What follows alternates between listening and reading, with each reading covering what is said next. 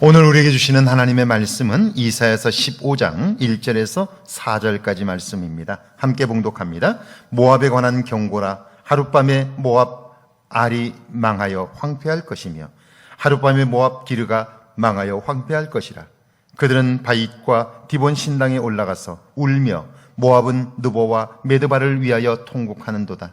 그들이 각각 머리카락을 밀고 각각 수염을 깎았으며 거리에서는 굵은 배로 몸을 동였으며 지붕과 넓은 곳에서는 각기 애통하여 심히 울며 헤스본과 엘랄레와 알레는 부르짖으며 그들의 소리는 야하스까지 들리니 그러므로 모압의 군사들이 크게 부르짖으며 그들의 혼이 속에서 떠는도다. 아멘. 하나님의 말씀입니다. 할렐루야. 복된 날입니다. 새날을 주시는 하나님의 은혜가 여러분과 함께 하기를 주의 이름으로 축원합니다. 조선 말기 한반도는 서구 열강의 각축장이었습니다. 17세기 후반 산업혁명 이후에 물건들이 대량 생산되면서 각 나라들은 판매할 시장을 얻으려고 끊임없이 바깥으로 나아갔습니다. 영국과 프랑스, 미국이 주목했던 곳은 인도와 중국이었습니다. 그런데 인도는 이미 영국이 지배하고 있었기 때문에 그들의 관심은 모두 다 중국이었습니다. 미국은 중국 진출을 염두에 두고 일본과 불평등 조약을 맺었고요. 1840년 아편전쟁을 기점으로 열강들은 중국에 개입했고 불평등 조약을 맺었습니다. 그 중국으로 가는 길목에 한반도가 있습니다. 서구 열강은 자신들의 힘을 과시하기 위하여 또는 중국의 전쟁기지로 사용하기 위하여 그뿐 아니라 부동항을 얻기 위하여 끊임없이 조선을 침공했습니다. 근대화를 이룬 일본은 청일전쟁 이후 조선을 식민지화하기 위한 작업에 착수했고요. 러일전쟁 이후 조선을 실제적으로 식민지화했습니다. 힘을 가진 인간은 끊임없이 자신의 욕망을 채우고자 그것을 사용합니다. 조선 반도를 향해 서구 열강들이 그랬던 것 같이 힘이 약해진 이스라엘을 향한 주변 강대국들의 모습도 다르지 않았습니다. 그래서 하나님은 아수르를 향해 경고하셨고 그 하나님은 블레셋을 향해서도 그렇게 경고하셨습니다. 그리고 이제 모압을 향하여 또 한 번 경고하십니다. 1절이죠. 모압에 관한 경고라. 하룻밤에 모압 알이 망하여 황폐할 것이며 하룻밤에 모압 기르가 망하여 황폐할 것이라. 알은 모압의 국경도시이고요. 기르는 중앙의 거대한 도시입니다. 다시 말하면 하나님은요, 이스라엘을 괴롭힌 모압을 향해 나라 전체를 심판하시겠다고 말씀하십니다. 위기를 만난 그들의 모습을 보실까요? 2절입니다. 그들은 바잇과 디본 신당에 올라가서 울며 모압은 느보와 메드바를 위하여 통곡하는도다.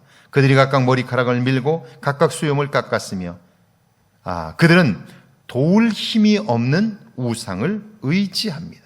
위기를 만나자 그들은 끊임없이 자기들에게 도움이 되지도 않는 것들을 의지하고 도움을 구하는데 그래도 안 되면 그들은요 가서 울고 통곡하기 시작해요. 자, 결국 수염을 깎고 그리고 자기들이 할 수 있는 한 최선을 다해서 우상을 의지해요. 그러면서 그들은 이렇게 생각하겠지요. 지성이면 감천이라고. 하늘을 감동시키면 하늘이 돕는다고 그렇게 생각하는데 여러분, 하늘이 무슨 힘으로 돕겠어요? 사람들 속에 그런 말이 심겨지게 된 것은 하늘이 돕는 것이 아니라 하나님만이 우리를 도울 수 있다는 말인 것이죠. 하늘의 주인이 하나님이기 때문이에요. 그 하나님의 돕지 않으면 인간의 모든 수고는 다 헛된 것이 되고 많은 거예요. 그래서 3절과 4절을 함께 읽습니다. 거리에서는 굵은 배로 몸을 동였으며 지붕과 넓은 곳에서는 각기 애통하여 심히 울며 헤스본과 엘랄레는 부르짖으며 그들의 소리는 야하스까지 들리니 그러므로 모압의 군사들이 크게 부르짖으며 그들의 혼이 속에서 떠는도다. 거리에는 사람들이 굵은 삼배를 두른 채 울고 있습니다. 옥상과 광장에서는 통곡 소리가 넘쳐납니다. 헤스본과 엘르알레 사람들의 부르짖는 소리가 저 멀리 야하스까지 들리고, 아무리 용감한 병사라 할지라도 결국 두려움에 빠져 있습니다. 하나님이 하시는 일이 이렇습니다.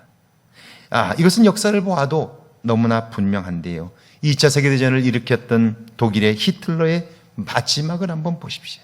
그 당당했던 모습, 세계를 호령했던 그의 모습은 온데간데 없고 마지막 두려워하며 스스로 목숨을 끊는 그 비극적인 장면을 통해서 결국 그의 삶이 이렇게 끝날 걸, 왜 그렇게 많은 사람들을 고통 속에 몰아넣었을까?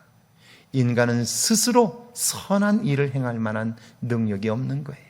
사도 바울의 고백처럼 선을 원하는 마음이 없는 건 아니에요. 그러나 그 마음보다 악한 마음이 더 커서 악한 마음이 선한 마음을 이기는 거예요. 그래서 그의 삶의 결과는 가장 비극적이 되고 마는 거죠. 그렇습니다. 일본의 패망을 한번 보세요.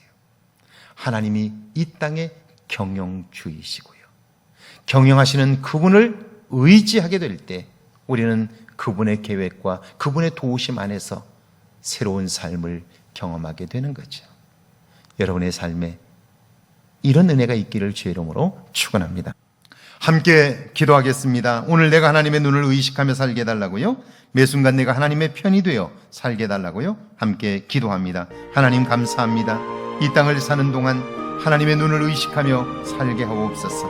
매 순간 내가 하나님 편이 되어 살아보게 하시고, 오늘도 나와 함께 하시는 하나님을 발견하며 믿음으로 하나님과 동행하는 축복의 시간이 되게 하옵소서. 하나님의 영광이 나타나게 하시고 내가 하나님의 기쁨 되어 살게 하옵소서.